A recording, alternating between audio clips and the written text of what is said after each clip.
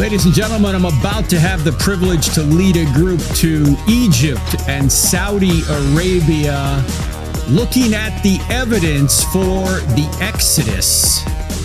And I don't know about you, but you've probably heard in general scholars say, there's really no evidence for the Exodus.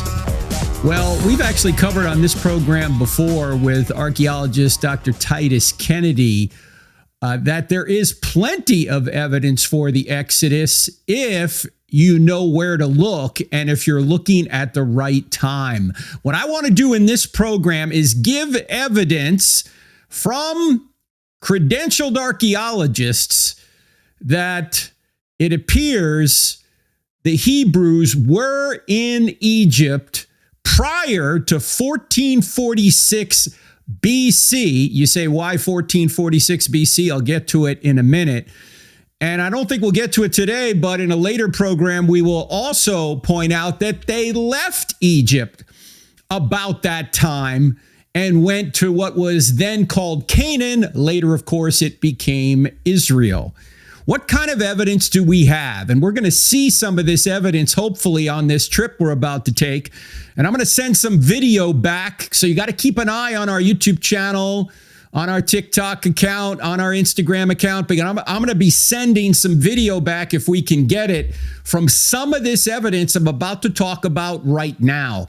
And if you're listening to this in podcast, that's great. But if you want to see some of the images of what I'm talking about in this here podcast, you may want to watch the YouTube version of this particular podcast, because we're going to put some images on the screen as we talk about them. All right, let's start with the 1446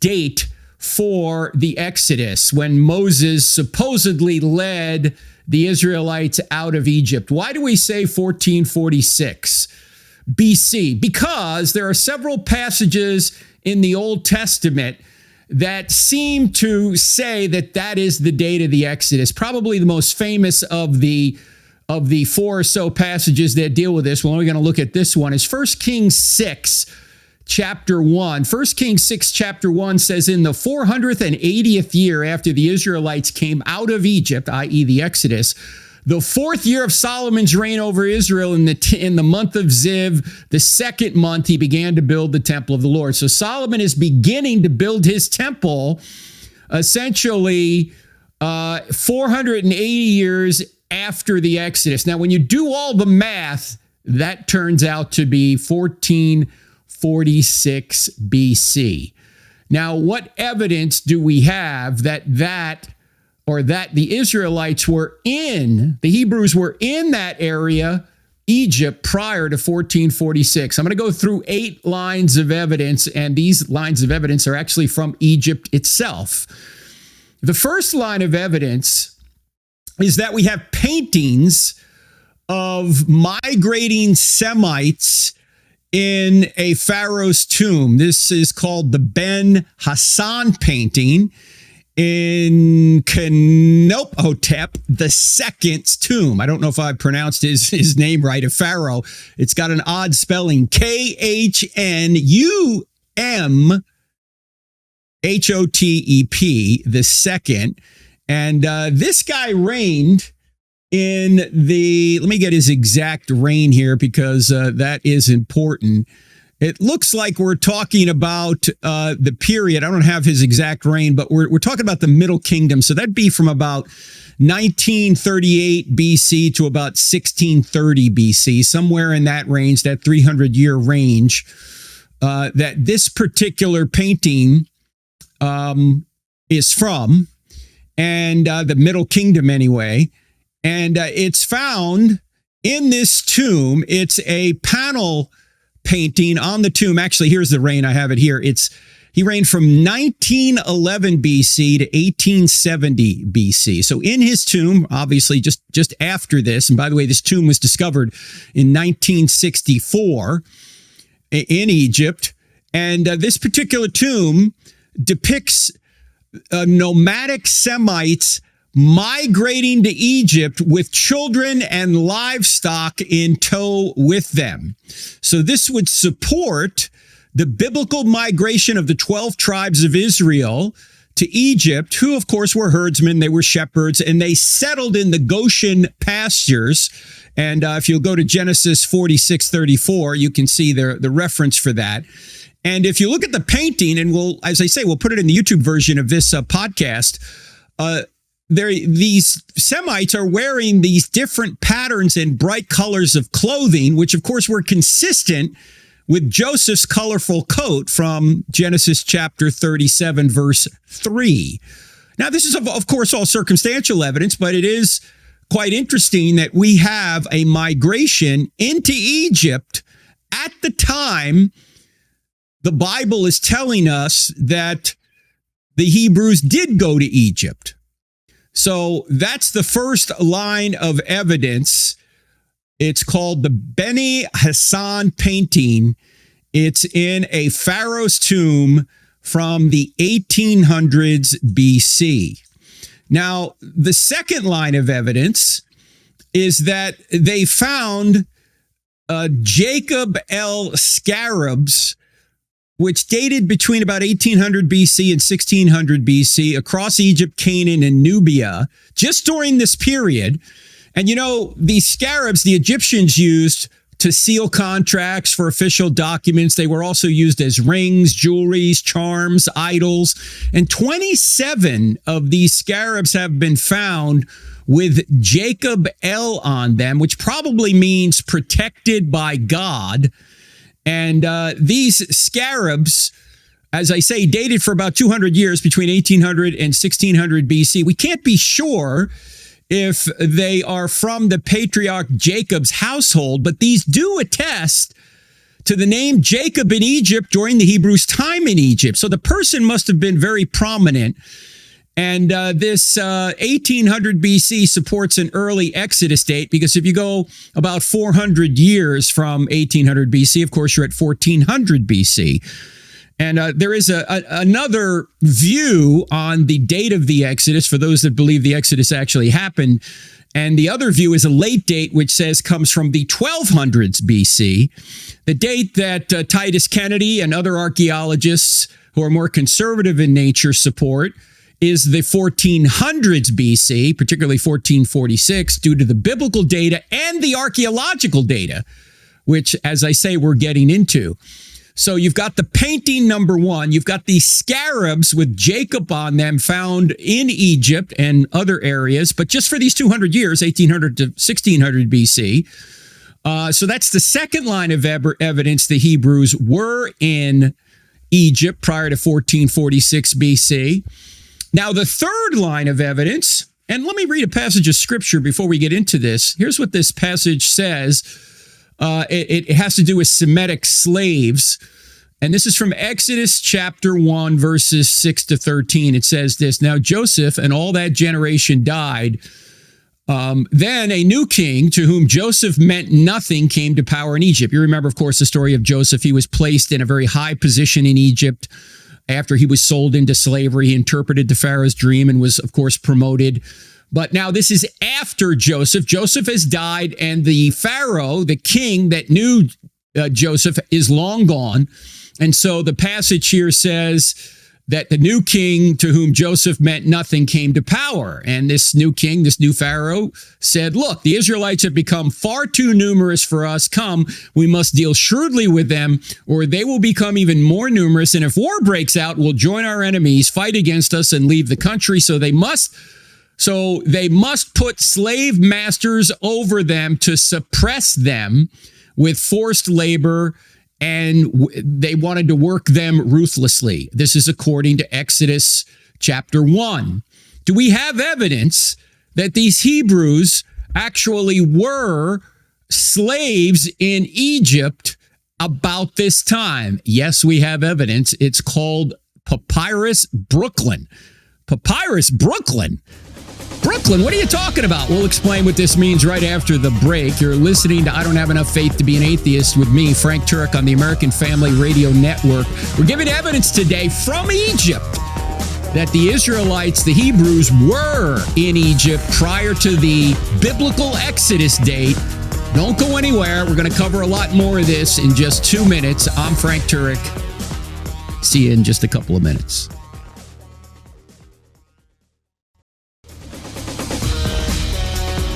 Do we really have evidence that the book of Exodus is telling the truth?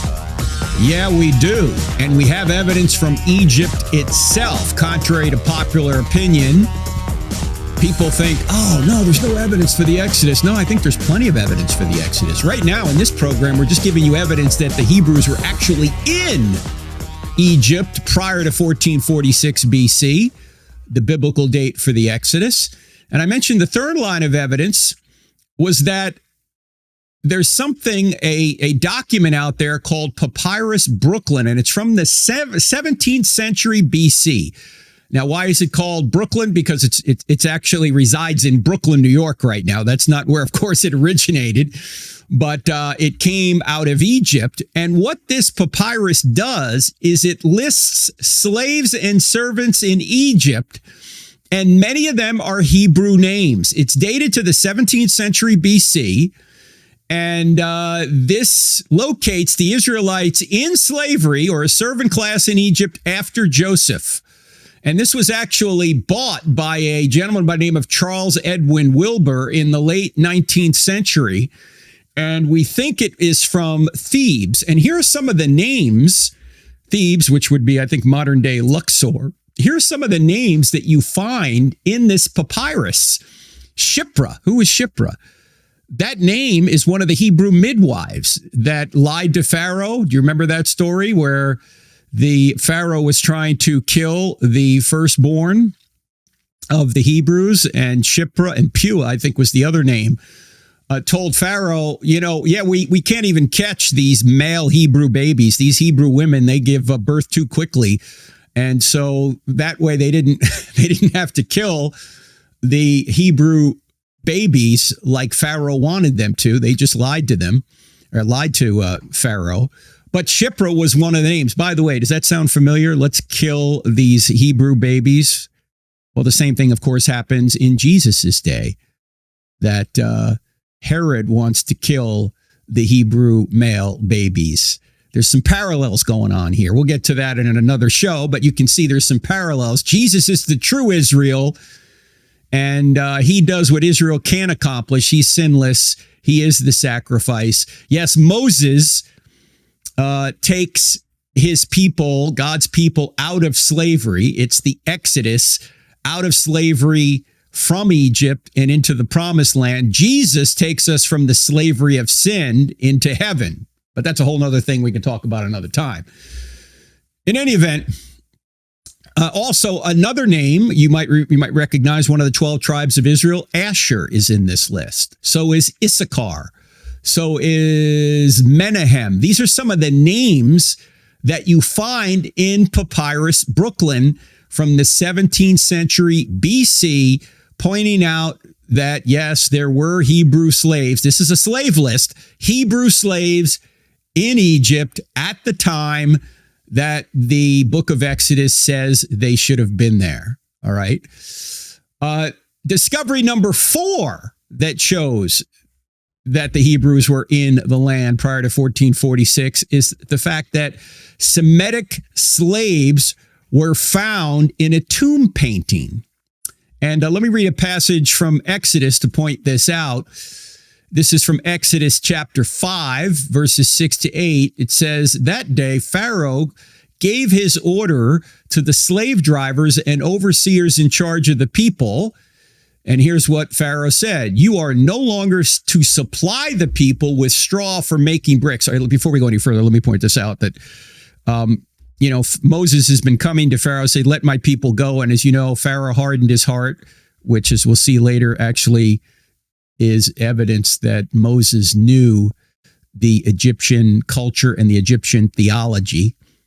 But Pharaoh is doubling down on his hardened heart, where he says this to the people: "You are no longer to supply the people with straw for making bricks." He says to his masters who are enslaving the Hebrews, don't give them any straw. Let them go and gather their own straw, but require them to make the same number of bricks as before. Don't reduce the quota. They are lazy. That is why they're crying out, "Let us go and sacrifice to our God." So Pharaoh's saying, look, they're lazy. They just want to go sacrifice to their God. I'm not even good. I used to give them straw for the bricks. No more. They're going to have to find their own straw, but they still got to make as many bricks as before. The quota doesn't change. Now, if you go down to Luxor, modern day Thebes, as we'll go in a week or two, you're going to find a tomb. It's the tomb of Rekhmire. And this is dated to the time of Thutmose III around 1450 BC. Thutmose III was the pharaoh before the pharaoh of the Exodus, and he had a 54-year reign.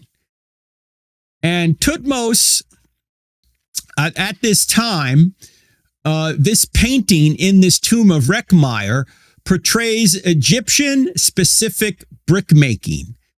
They are baking mud bricks with straw formed into a mold. And this is exactly what, of course, Exodus says. It supports the biblical description of Egyptian brickmaking.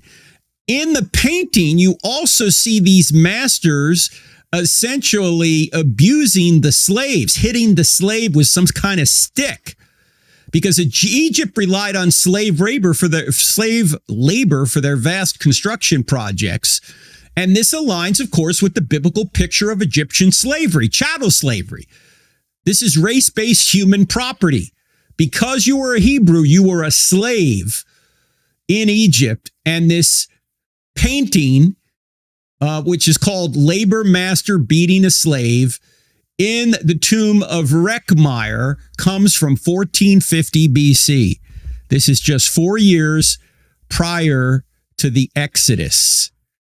So again, this comes from Egypt. Again, circumstantial evidence, but it's evidence that you've got the Hebrews being abused by what appears to be these slave masters in Egypt at just the right time for the Exodus. Discovery number 5. There were, as we just read, the Pharaoh said, hey, you're going to have the same quota. Well, discovery number 5 shows that in Egypt, they actually did have brick making quotas. And this is something called the Louvre leather roll, because it's in the Louvre now, a museum, as you know, in Paris. And it shows brick making quotas in Egypt. And if they lacked materials to meet the quota, the slaves could still be punished for it.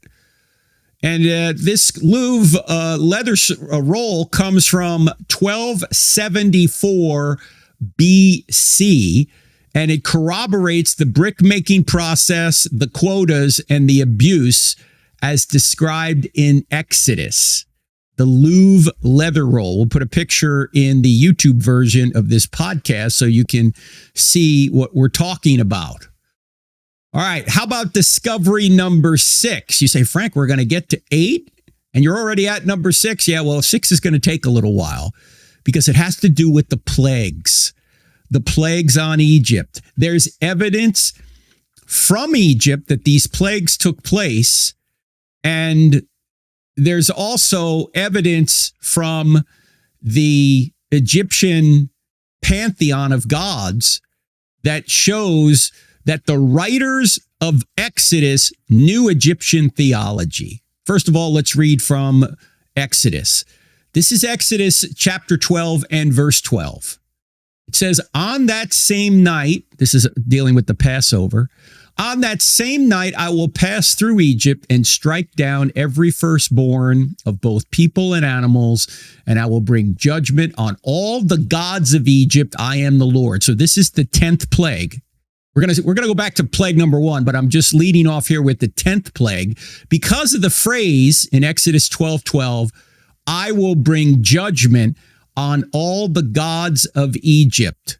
Let me say this right now up front, that the plagues were not random catastrophes on Pharaoh and his people. The plagues were judgment on all the gods of Egypt, because each one of the plagues appears to be a slam, a judgment on the gods that the Egyptians worshipped. And if you know your Bible history, you know there were 10 plagues. I'm just going to list them here, and then we'll go through them individually. Plague 1 was turning water to blood on the Nile. Plague 2 was frogs. Plague 3, gnats and lice from the dust. Plague 4, flies. Plague 5, livestock. Plague 6, boils. 7 was hail. 8, locusts. 9, darkness over the land. And of course, 10 was the death of the firstborn.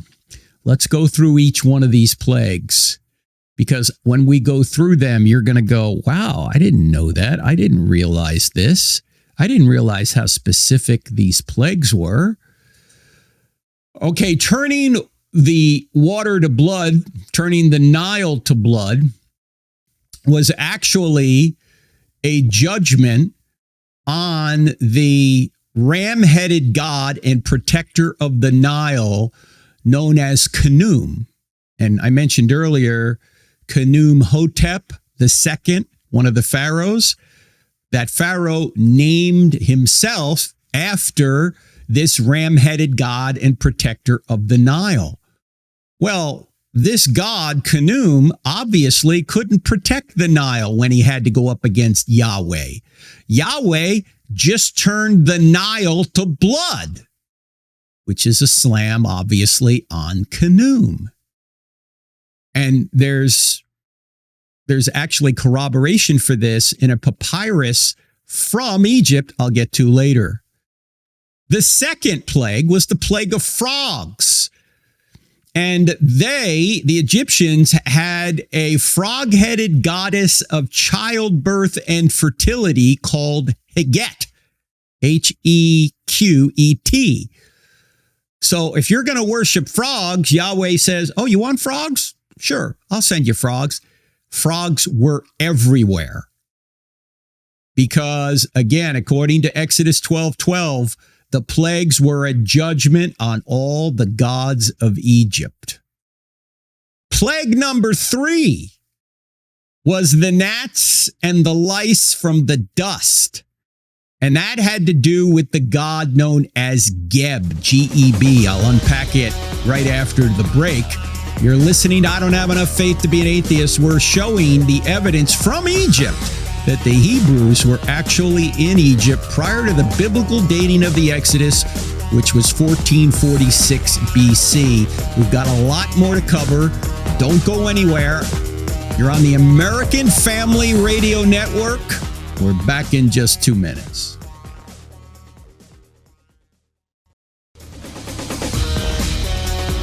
Happy Thanksgiving, everyone. We're so blessed in America. And for some of the folks out there in Europe who listen to us, in Japan, it's great to live in places that have freedom. The freedom to preach and live the gospel. We enjoy that here. That is great. And you got to be thankful for it. In fact, you can't be happy if you're not thankful. I don't know if you know that, but if you think about people who might be in your life, if they're down, if they're depressed, if they have a victim mentality, it's probably because they're not thankful. They don't have gratitude for what they have and what God has given them. So don't forget, be thankful. You can't have contentment without an attitude of gratitude.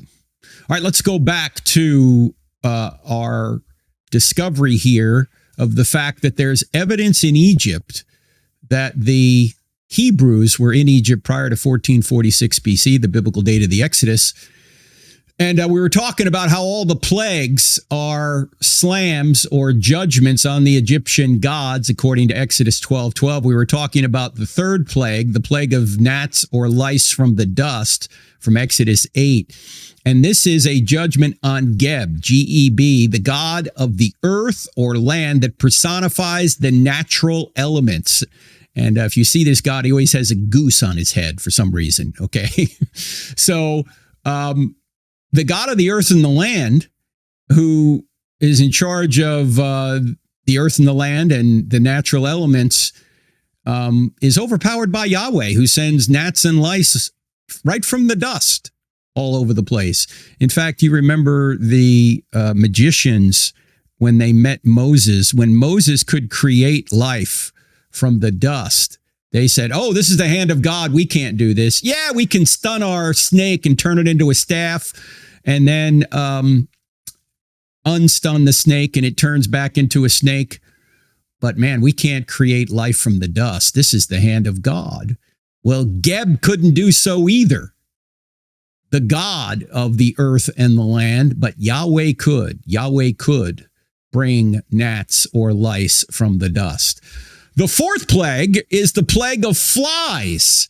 And this is a judgment on the beetle-headed God of creation and resurrection, known as Khepri, Khepri. And this plague you can read about in Exodus chapter 8 as well. The fifth plague is the plague on livestock. Now, Hathor is the sky goddess depicted as a woman, a cow, or a cow-headed woman, the feminine counterpart to Ra, the sun god.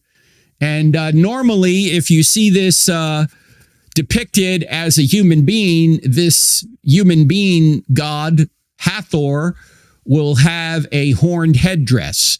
So if it's depicted as a woman, has a horned headdress. If it's depicted as a cow, same thing, horned headdress. By the way, they did seem to worship this cow called Hathor, which might explain why when the Hebrews went to Mount Sinai, they created the golden calf. They're going back to their Egyptian habits of worshiping Hathor. But of course, Yahweh's stronger than Hathor. Yahweh can kill the livestock. And that plague, of course, is in Exodus chapter 9. The sixth plague is the plague of boils. And this was a judgment on the goddess of medicine and magic known as Isis, Isis. And she is depicted with a throne on her head. But apparently, she's not strong enough to fend off boils. She can't heal boils. She can't ensure that the people of Egypt don't get boils, even though she's the goddess of medicine and magic. And so they get boils, according to Exodus chapter 9. And therefore, Isis is judged by Yahweh. The seventh plague is the plague of hail. And this is a judgment on the sky goddess, often depicted as the canopy of heaven, stretched across the sky, bearing the stars. And this god was known as Nut, N-U-T. Well, this god is supposed to ensure there's a canopy above us to protect us. But this god can't stand up to Yahweh, who apparently sends hail right through the canopy. So we've got stuff falling from the sky that hurts us. Where are you, oh great Nut? You can't save us. Yahweh is stronger than Nut. He sends hail, and Nut can do nothing about it. By the way, you'll see the goddess Nut with a water pot on her head. The eighth plague is the plague of locusts, according to Exodus chapter 10. And this is a slam on the god of fertility, harvest, and vegetation known as Osiris, the god of the underworld, thought to have taught people agriculture. And he's depicted as green with a hook staff and a distinct headdress called an atef, A-T-E-F. And if you're watching on the YouTube version of this, you can see the image of Osiris there. And, well, Osiris, you're the god of harvest? Man, the locusts have just eaten everything up. How come you can't stop it? Because you're not a true God. Yahweh's the true God. The ninth plague is the plague of darkness. And you can read about this in Exodus chapter 10. And of course, this is a judgment, a slam, a takedown of one of the primary Egyptian gods known as Ra, the sun god, the central figure in sun worship. He's depicted with a bird head and a sun disk headdress. Ra is supposed to be a god, but Yahweh blots him out. The land went dark because Yahweh's in control, not Ra. Ra's a false god. Darkness came over the land. That's the 9th plague. Then finally, as we mentioned, the 10th plague, the death of the firstborn.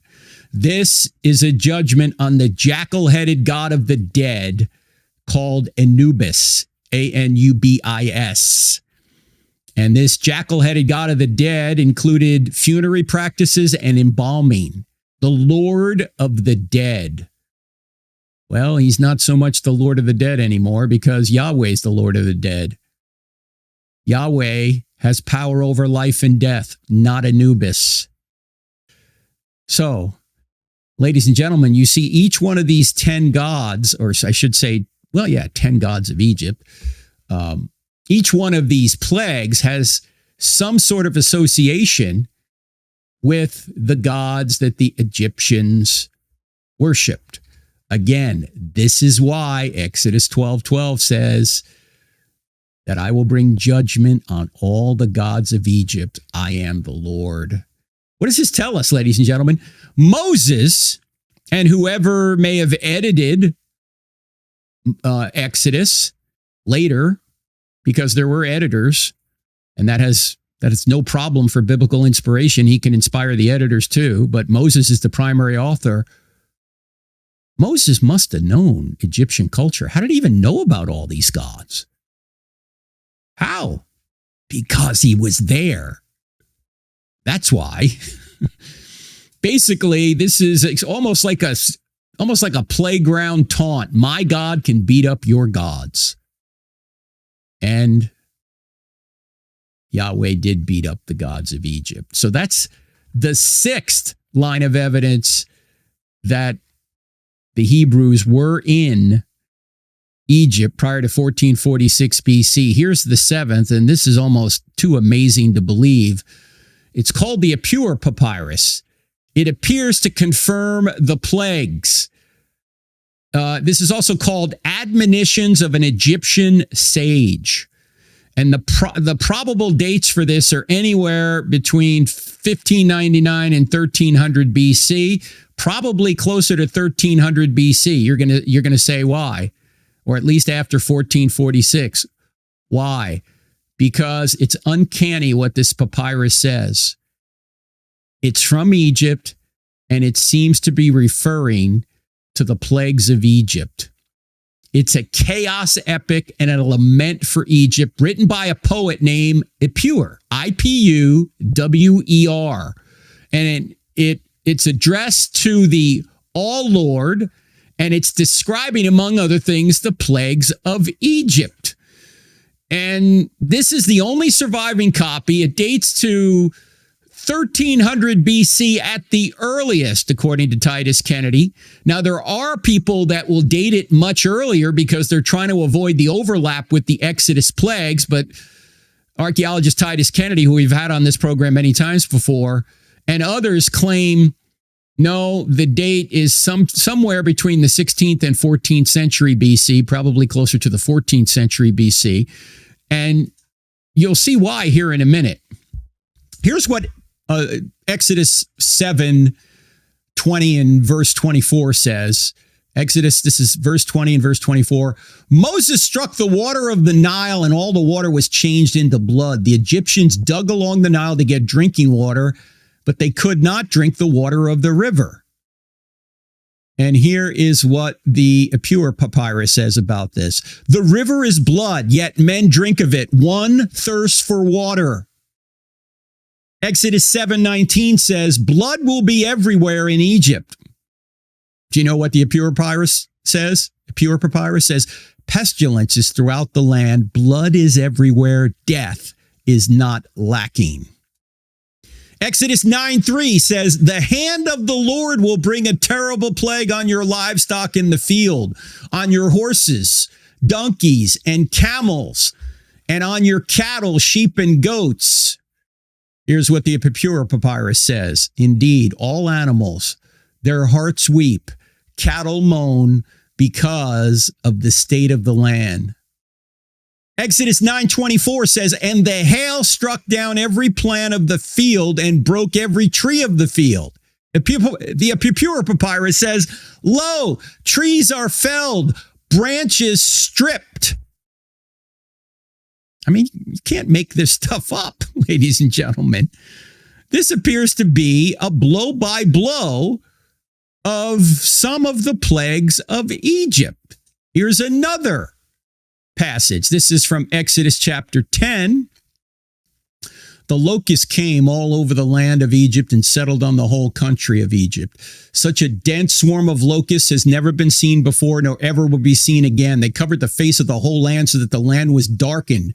And they ate all the plants in the land and all the fruits of the trees that the hail had left. Not a green thing remained, neither tree nor plant of the field throughout all the land of Egypt. The Pure Papyrus says, birds find neither fruits nor herbs.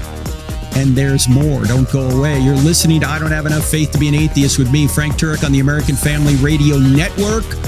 Our website is crossexamined.org. That's crossexamined with a D on the end of it.org. Check it out there, and we will be back in just a couple of minutes. Don't go anywhere.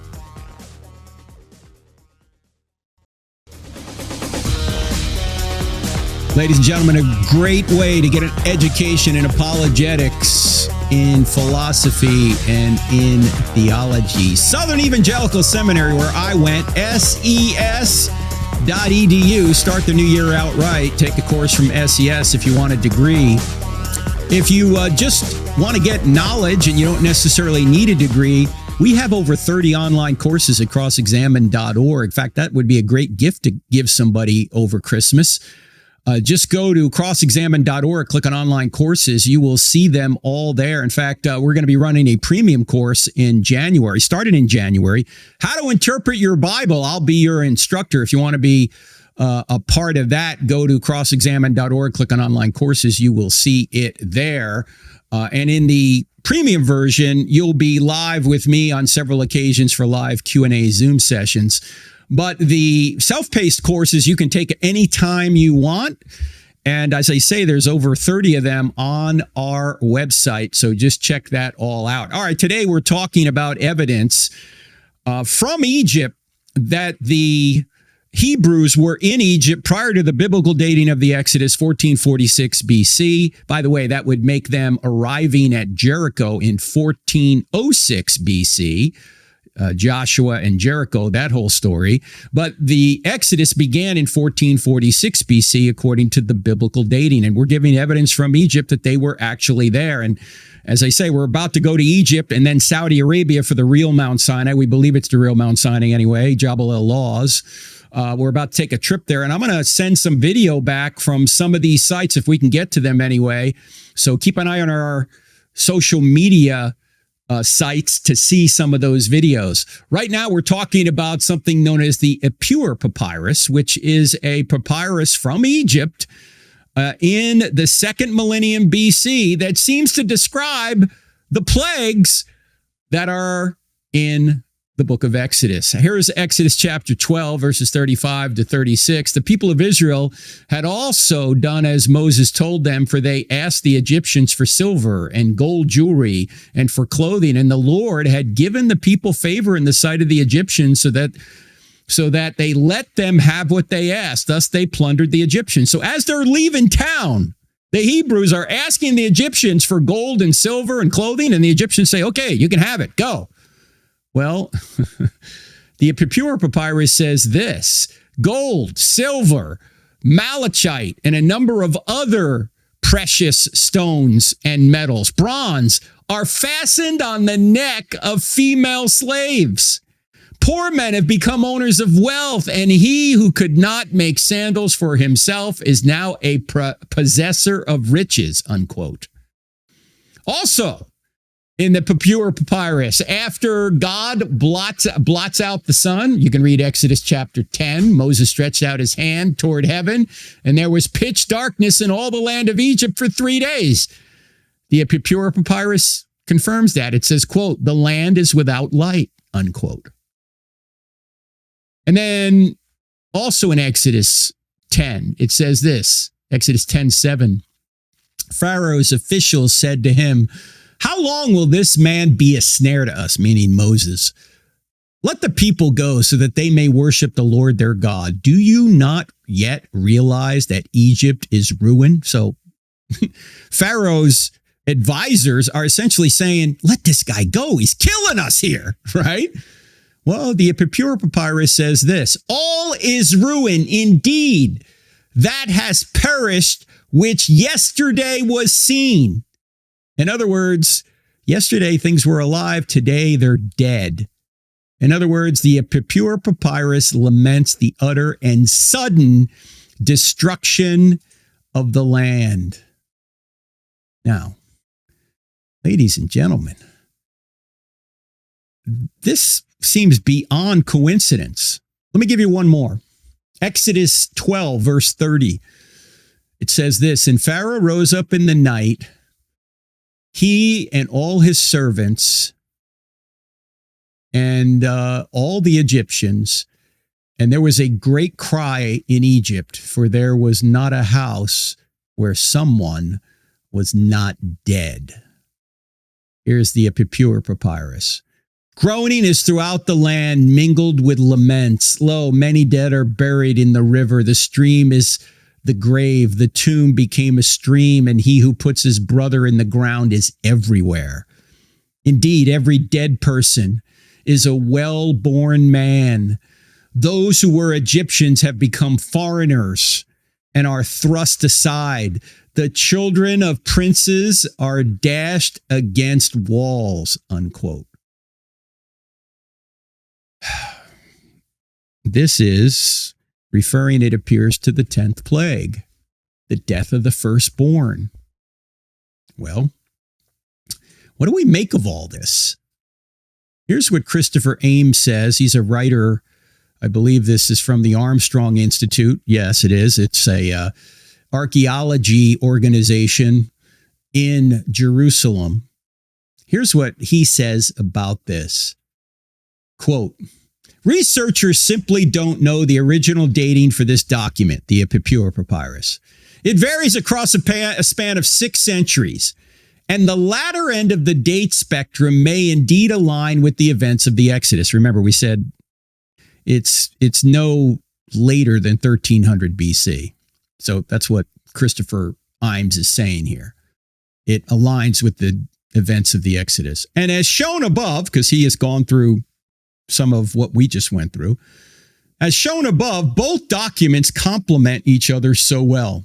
A river that became blood, pestilence, crops, livestock, buildings devastated, fire and darkness, well-born offspring dying, lame duck magicians, slaves pillaging the riches of masters, and a shepherding people whose initial presence in the land culminated in cataclysm.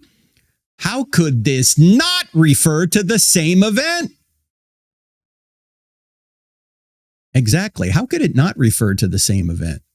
You know, apparently there is a gentleman who did his PhD dissertation. I don't have his name in front of me right now, but on the Epipura Papyrus. And he's like the biggest expert in the world on it. And he tries to say, literally, he tries to say this cannot be referring to the Exodus because the Exodus is fiction. That's literally what the guy said.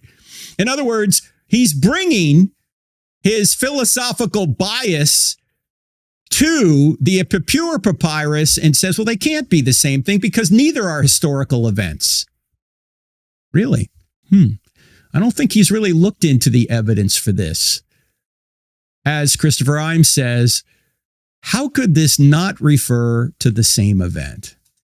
Okay, finally, line of evidence number 8. This is a fantastic one. In fact, it's found right between the paws of the Sphinx itself. Remember the passage we've been working from? On that same night, this is Exodus 12:12, I will pass through Egypt and strike down every firstborn of both people and animals, and I will bring judgment on all the gods of Egypt. Right between the paws of the Sphinx is a 10.5-foot stela, meaning a standing stone with writing on it. It's actually about 12 feet long, 12 feet high, I should say, 12 feet tall. It's called the Sphinx Dream Stela, and it tells of King Thutmose IV on a hunting trip, then resting by the Sphinx and having a vision or a dream. And it essentially said if he cleared the sand away from the Sphinx, the throne would be his. Okay, what does this have to do with anything? Well, scholars believe that this is a fabricated pretense to the throne. It suggests that he didn't have a natural claim to the throne. Well, who is Thutmose IV? Thutmose IV is the son of the pharaoh of the Exodus, Amenhotep II. Amenhotep II's firstborn son vanishes from history. And his next son turns out to be the pharaoh because this guy's brother, his older brother's gone, and he calls himself Thutmose IV. After, I believe, his grandfather, Thutmose III, who is the guy who reigned 54 years. Well,